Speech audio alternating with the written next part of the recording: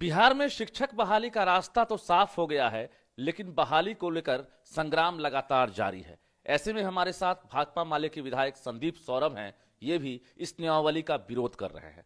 संदीप जी, क्या लग रहा है कि कैसी नियमावली है ये? देखिए, नियमावली में कई सारी चीज़ें अच्छी हैं। जैसे बहुत लंबे समय से लोगों की मांग थी कि बिहार में जो शिक्षक हैं उनको राज्यकर्मी का दर्जा दिया जाए, ऑनलाइन और सेंट्रलाइज तरीके से बहाली हो, वेतनमान बेहतर हो इनका, और डोमिसाइल लागू हो। तो ये सारी चीज़ें इसमें हैं। लेकिन एकदम लास्ट मोमेंट पे जो चीज़ें ऐड कर दी गई नियमावली के भीतर, वो था एग्ज़ाम। अब 4 साल जो बच्चे एग्ज़ाम माने नियोजन की इंतज़ार में बैठे हुए थे और लंबे समय से संघर्ष चला, अचानक से उनको एग्ज़ाम फेस करना पड़ रहा है, इसलिए थोड़ा सा अनप्रेसिडेंटेड लोगों को लग रहा है। हमें लगता है कि सरकार को पहले जितने स्टेक होल्डर्स थे, वो चाहे पूर्व से जो शिक्षक हैं वो हैं या शिक्षक अभ्यर्थी हैं, इन सबसे एक बार बात करनी चाहिए थी।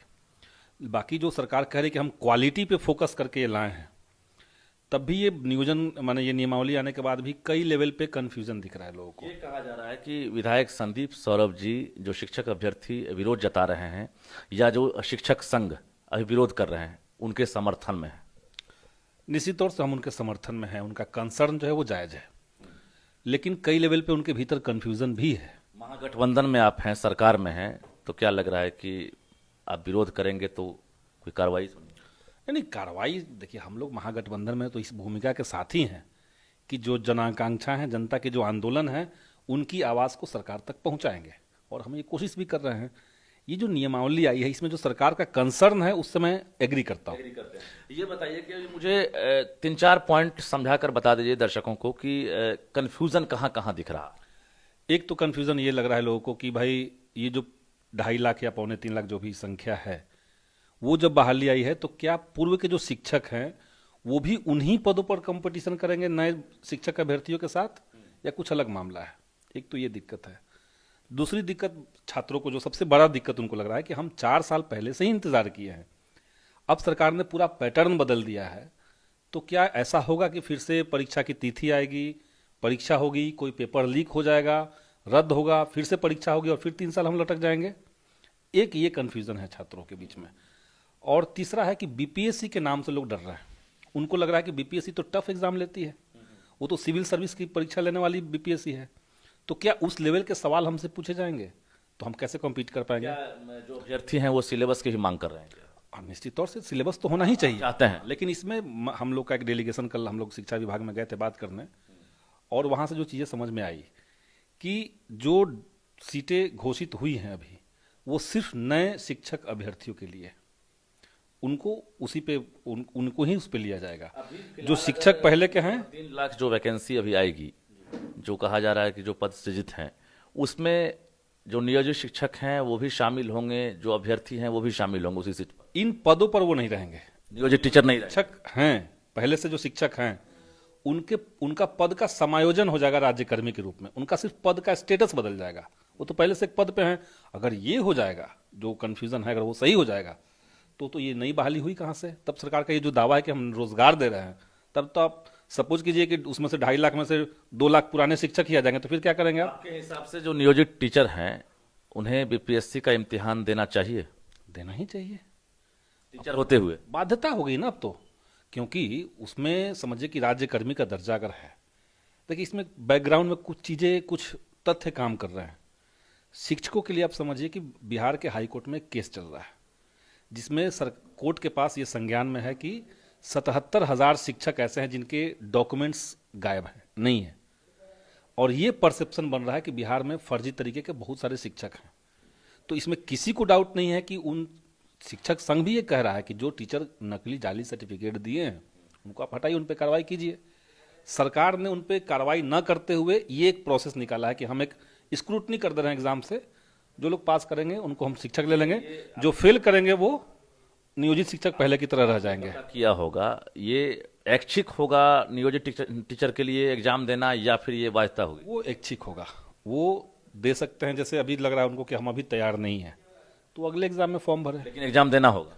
नहीं भी दे सकते हैं, वो जैसे नियोजित शिक्षक हैं वैसे ही रहें, लेकिन उनके लिए भी एक प्लस पॉइंट क्या है कि पहले वो पंचायती राज के तहत नियोजित थे, अब वो कैडर उनका खत्म हो गया। आपको नहीं लगता है कि एक ही स्कूल में दो पार्टों के बीच में एक नियोजित शिक्षक जो हैं वो पिसेंगे।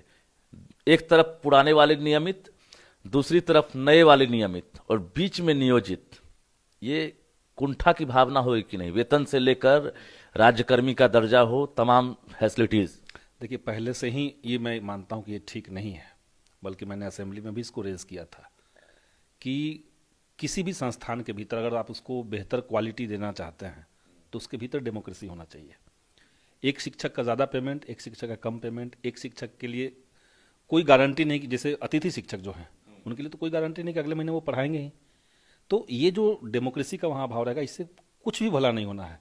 तो पहले से ही कई लेवल्स में है। अभी जो नया नियम होगा तो आप समझिए कि तीन तरह के शिक्षक तभी बनेंगे। अभी भी तीन तरह के शिक्षक हैं वहाँ पे।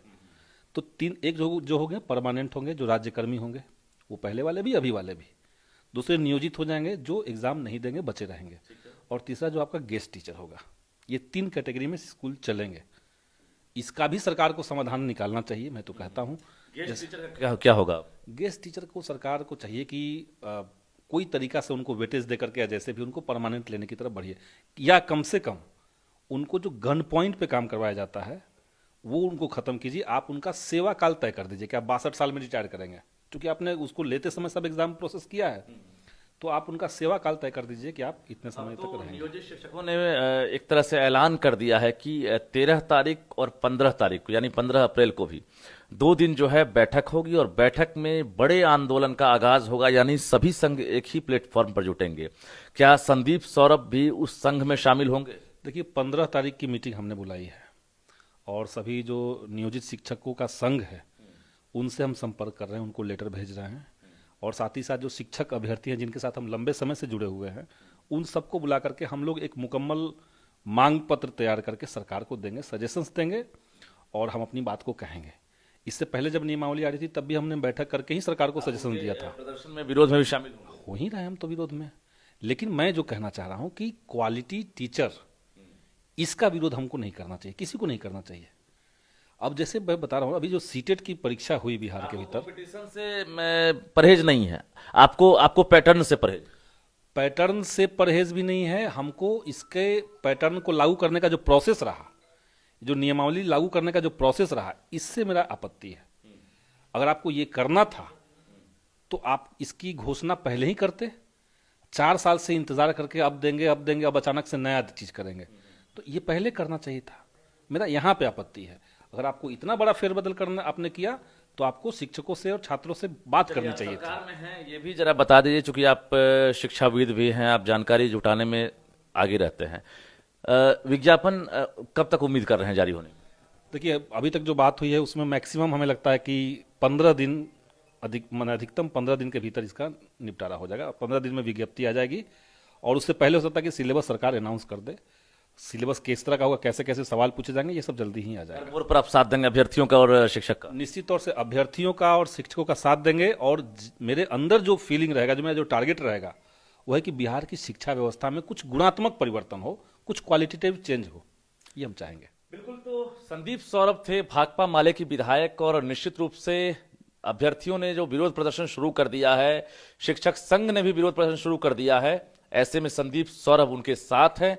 और 13 अप्रैल के साथ साथ 15 अप्रैल को एक बैठक बुलाई गई है और उस बैठक में भी शामिल होंगे, और निश्चित रूप से एक बड़ी रणनीति बनेगी कि आखिर जो नई नियमावली बनी है उसको लेकर किस तरह का आंदोलन होगा। और संदीप सौरभ ने साफ कहा है, गुणात्मक शिक्षा को लेकर हमें जिस तरह का विरोध करना पड़ेगा हम करेंगे। रजनीश कुमार, न्यूज़ 18, पटना।